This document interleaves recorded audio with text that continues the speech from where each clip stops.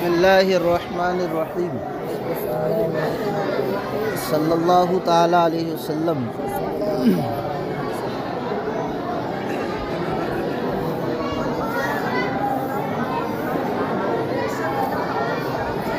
انہوں نے گزشتہ سبق میں ترکیب نحوی کے اعتبار سے بحث کی تھی۔ ہوا بالاحتدائی حقیق میں ہوا بالاحتدائی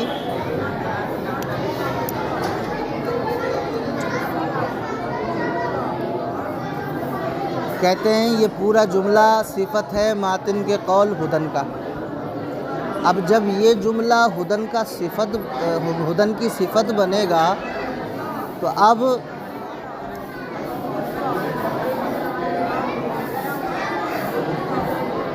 حالین مترادفین او متداخلین ہوں گے، یعنی دو حال ہوں گے جو مترادف بھی ہوں گے اور ایک دوسرے میں داخل بھی ہوں گے۔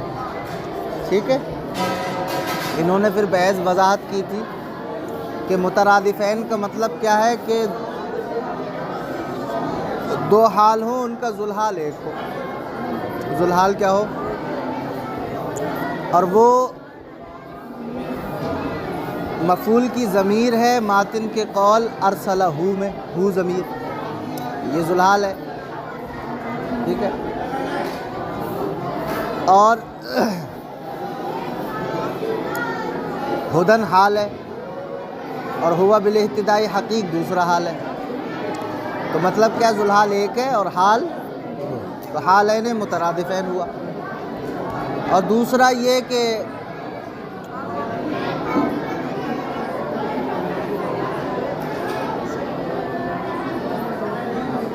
ان کے قول ہدن کا ذوالحال یہ مفعول کی ضمیر ہے ارسلہ میں، اور ہوا بالاحتدائی کا ذوالحال فاعل کی ضمیر ہے جو ہدن میں ہے، کیونکہ ہدن یہ ہادین کے معنی میں تھا۔ ہدن ہادین کے معنی میں تھا، تو ہادین اس میں فاعل اور اس میں ہوا ضمیر اس کا فاعل، ہوا ضمیر پوشیدہ اس کا فاعل، اور یہ بنے گا ذوالحال کس کا؟ ہوا بالاحتدائی حقیق کا۔ تو ہوا بالاحتدائی دیکھو پوری ترکیب یہ ہوگی ارسلہ ہدن اور ہوا بالاحتدائی حقیق۔ ارسلہ فعل، ہوا ضمیر اس کا فاعل راجِ وسوء باری تعالیٰ، اور ہو مفعول بہ، مفعول ذوالحال۔ ہدن بمعنی ہادین اس میں فاعل، اس میں ہوا ضمیر پوشیدہ اس کا فاعل، جو ضمیر ہے ہدن اس میں فاعل، اس میں ہوا ضمیر پوشیدہ اس کا فاعل، یہ جو فاعل ہے پوشیدہ یہ بنے گا ذوالحال، اور ہوا بالاحتدائی حقیق یہ بنے گا حال۔ تو ہوا ضمیر جو پوشیدہ نکالی تھی ہادین میں وہ ذوالحال بنایا تھا، اور ہوا بالاحتدائی حقیق یہ حال بنا تھا۔ ذوالحال اپنے حال سے مل کر ہدن کا فاعل، ہدن اس میں فاعل اپنے فاعل سے مل کر بنے گا حال ارسلہ کا، ہو کا، ہوا ضمیر مفعول بہ ذوالحال، ہدن اپنے حال سے مل کر بنے گا مفعول بہ، فعل اپنے فاعل مفعول بہ سے مل کر جملہ فعلیہ خبریہ ہوا، یعنی ایک حال دوسرے حال میں داخل ہے۔ پہلے والے حال میں دوسرا والا حال داخل ہے۔ پہلا حال کون سا تھا؟ ہدن، اور دوسرا والا حال کیا ہے؟ ہوا بالاحتدائی حقیق، یہ حال ہے کس کا؟ ہدن میں جو ضمیر ہے ہوا اس کا۔ تو کیونکہ ہدن پہلا حال ہے اور اس میں ضمیر ذوالحال اور ہوا بالاحتدائی حقیق یہ حال، تو دوسرا والا حال پہلے والے حال میں داخل ہے۔ یہ مطلب ہے حالین مترادفین او متداخلین کا۔ ٹھیک ہے، ایک ذوالحال ہو اور دو حال ہو مترادف، اور دوسرا والا حال پہلے حال میں داخل ہو، اسے کہتے ہیں متداخلین، حالین متداخلین۔ ٹھیک ہے، فرماتے ہیں وقولہ، اور ماتن کا قول، ونورم بہ الاقتداء یلیق، ونورم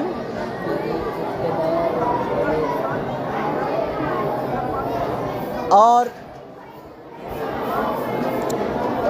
نوراً ایسا نور ہے، ہادین جو ہادی ہیں، و نوراً اور نور ہیں، بہی اقتداء یلیق کہ جن کی اقتداء کرنا ہم کو زیادہ لائق ہے۔ اس کا معنی یہ ہوگا۔ اچھا کہتے ہیں ونوراً، اور نوراً معطوف علی ہدن، یہ معطوف ہے ہدن پر۔ بسم اللہ فرماتے ہیں ونوراً، اور نوراً معطوف علی ہدا، یہ معطوف ہے ہدن پر۔ والظرف متعلق بالاقتداء، اور ظرف یہ متعلق ہے اقتداء کے ساتھ۔ ظرف کیا ہے؟ یہ بہی جو ہے، نورم بہی، یہ متعلق ہے کس کا؟ اقتداء کا۔ ٹھیک ہے، اب اقتداء کا متعلق ہے تو اب اعتراض ہوگا یہاں۔ کیا ہوگا؟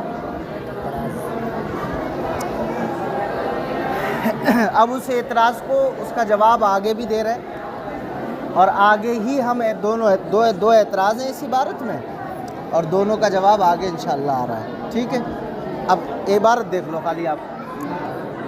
وَعَلَمْ أَنَّ الاتباع لَهُ صلی اللہ علیہ وسلم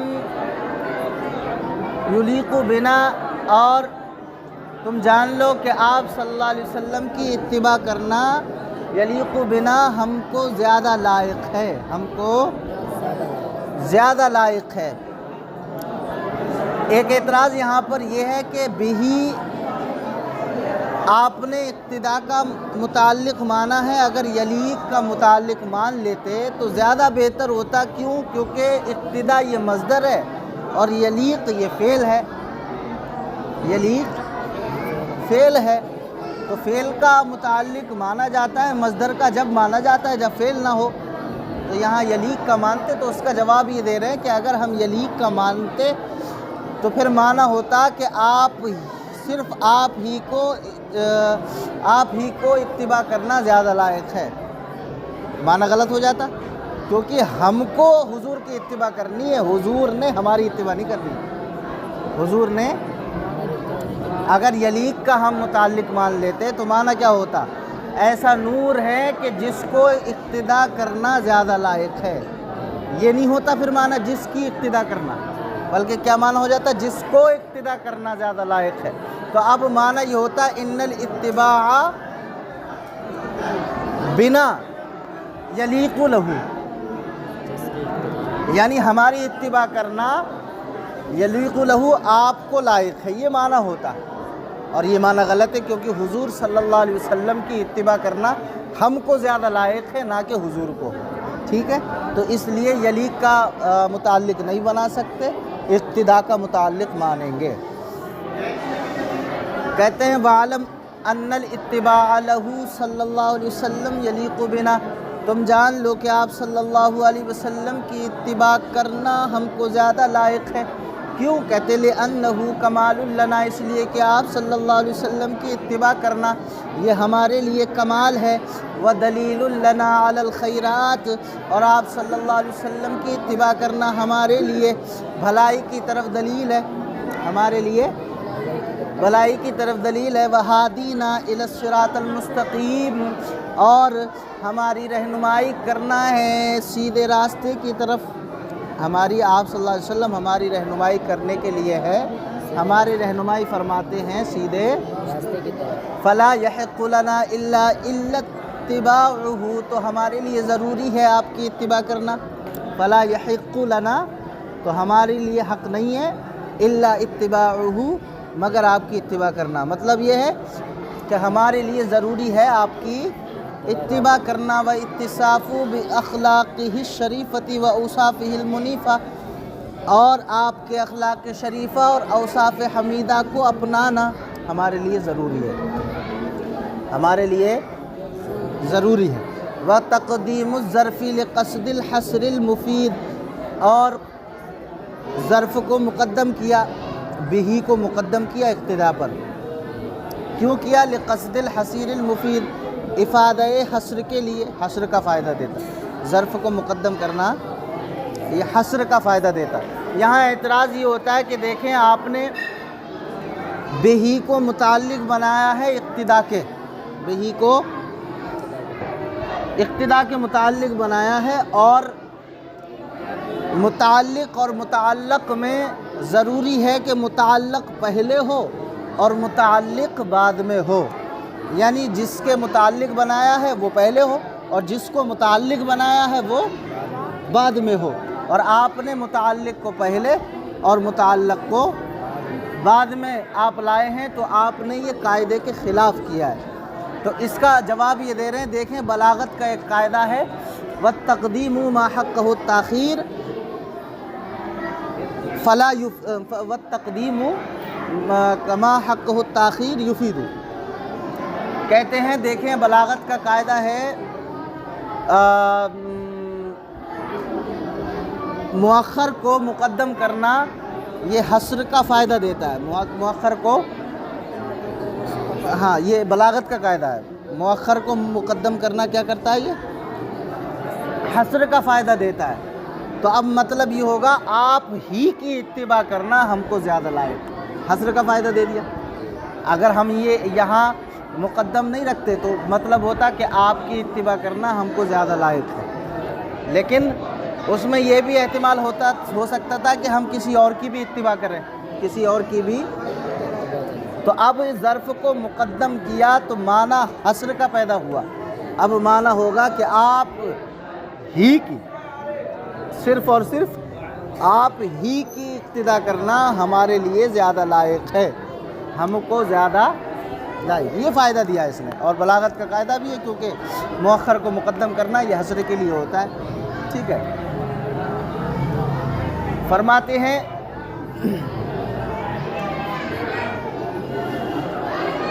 وَالتَّقْدِيمُ الظَّرْفِ لِقَصْدِ الْحَصْرِ الْمُفِيدِ، اور ظرف کو مقدم کرنا یہ حصر کے فائدے کے لیے، أَنَّ دِينَهُ الْإِسْلَامَ، اس لیے کہ بے شک دین اسلام ناسخ لسائر الادیان، یہ ناسخ ہے تمام دینوں پر، تمام دینوں پر ناسخ ہے۔